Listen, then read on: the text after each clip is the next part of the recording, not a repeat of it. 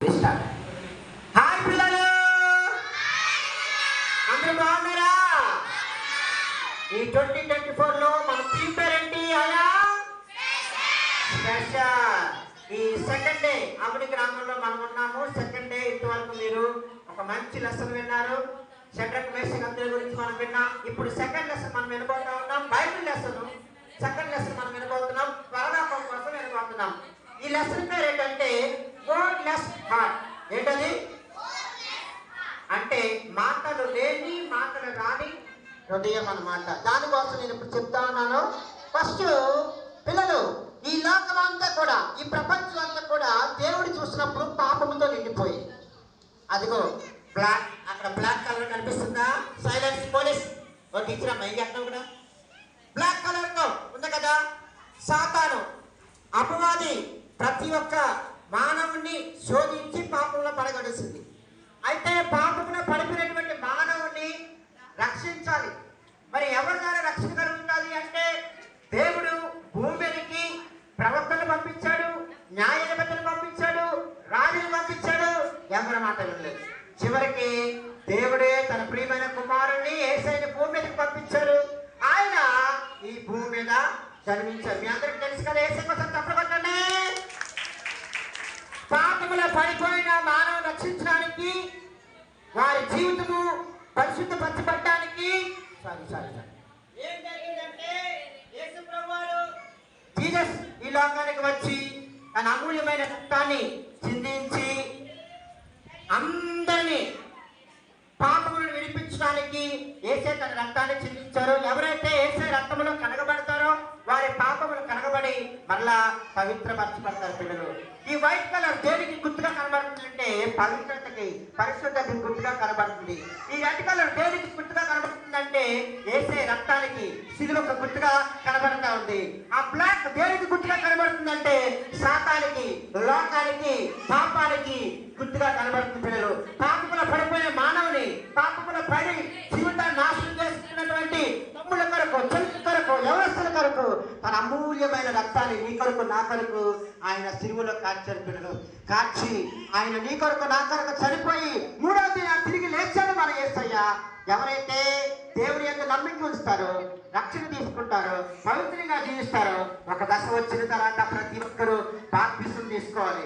అదే blue colour సాదృశ్యంగా ఉంది. బాప్తిసం ఎవరైతే తీసుకుని బైబిల్ చదువుతారో, వాక్యం చదువుతారో వారు యేసు పిల్లలుగా పిలువబడతారు. వారు ఎలా ఉంటారంటే ఎల్లెక్కడికి రావాలి, ఎల్లెక్కడికి రావాలి. ఎలా ఉంటారంటే వారందరూ చనిపోయిన తర్వాత పరలోక రాజ్యంలోనికి వెళ్తారు. పిల్లలు, చెప్పబడినందరూ కూడా పరలోక రాజ్యం దేనికి సాదృశ్యంగా కనబడుతుందంటే ఎల్లో కలర్ దేనికి అంటే బంగారానికి గుర్తుగా కనబడుతుంది. పరలోక రాజ్యంలో బంగారపు వీధులు ఉంటాయి. పరలోక రాజ్యంలో బంగారపు సింహాసనాలు ఉంటాయి. పరలోక రాజ్యంలో నువ్వు పరిశుద్ధంగా ఈ భూమి మీద జీవించినప్పుడు, వాక్యాన్ని చదువుతున్నప్పుడు, బైబిల్ చదువుతున్నప్పుడు, యేసు బిడ్డగా నువ్వు జీవిస్తే you are the special person అవుతావు. ఆ స్పెషల్ పర్సన్ గా నిన్ను గుర్తించడానికి దేవుడు పరలోక రాజ్యంలో నీకు బంగారు కిరీటాలు కూడా ఇస్తారు. మరి ఆ బంగారు కిరీటాలు ధరించిన తర్వాత నీకు ఆనందంగా ఉంటావు. అందుకే గ్రీన్ సింబల్ గా మనకు కనబడుతుంది. గ్రీన్ దేనికి సాదృశ్యం అంటే పచ్చదనానికి, సంతోషానికి గుర్తుగా మనకు కనబడుతుంది. పిల్లలు, మళ్ళా చెప్తున్నాను, పాపములో పడిపోయినటువంటి మానవుని, సాతాను చేతిలో పడిపోయినటువంటి మానవుని రక్షించడానికి యేసయ్య తన రక్తాన్ని చిందించారు. తన రక్తం చిందించిన తర్వాత వాళ్ళందరినీ పరిశుద్ధంగా చేశారు. ఎవరైతే పరిశుద్ధి కలిగి జీవిస్తారో, బైబిల్ చదువుతారో, వాక్యం చదువుతారో వారు బాప్తిసం తీసుకుంటారు. బాప్తిసం తీసుకున్న తర్వాత కొంతకాలం అయిన తర్వాత మన భూమి చనిపోతాం. చనిపోయిన వారు పరలోక రాజ్యంలోకి వెళ్తారు. పరలోక రాజ్యంలో వెళ్ళిన తర్వాత నువ్వు చేసిన మంచి పనులు బట్టి నీకు జీవ కిరీటం, బంగారపు కిరీటాలు, బంగారపు సింహాసనాల మీద నువ్వు కూర్చుంటావు. ఆ దేవుడిచ్చిన గృహంలో ఆనందంగా జీవిస్తావు. అందుకే ఈ సింబాలిక్ గా మీకు చూపిస్తా ఉన్నాం. దీనికి సంబంధించినటువంటి రిఫరెన్స్ కూడా మీకు కావాలంటే నేను తర్వాత ఇస్తాను. బ్లాక్ కలర్ సంబంధించింది రోమన్స్, రెడ్ కలర్ సంబంధించింది, వైట్ కలర్ సంబంధించింది, blue colour, green colour, yellow colour అంటే పాపానికి సంబంధించిన రిఫరెన్స్. అలాగే రక్షణకు సంబంధించిన రిఫరెన్స్, సిలువకు సంబంధించిన రిఫరెన్స్, పరిశుద్ధాత్మకు సంబంధించిన రిఫరెన్స్, బాప్తిసానికి సంబంధించిన రిఫరెన్స్, అలాగే పరిశుద్ధికి సంబంధించిన రిఫరెన్స్, అలాగే అలాగే పరలోకానికి సంబంధించిన ఫ్రెండ్స్ అన్ని దీంట్లో రాబట్టే ఆ లవ్ సింబల్ మీకు కనబడుతుందా? ఇది లవ్ సింబల్ కాదు పిల్లలు, హార్ట్ సింబల్. పాపంలో పడిపోయినటువంటి హృదయాన్ని రక్షించడానికి యేసు తన రక్తాన్ని చిందించారు.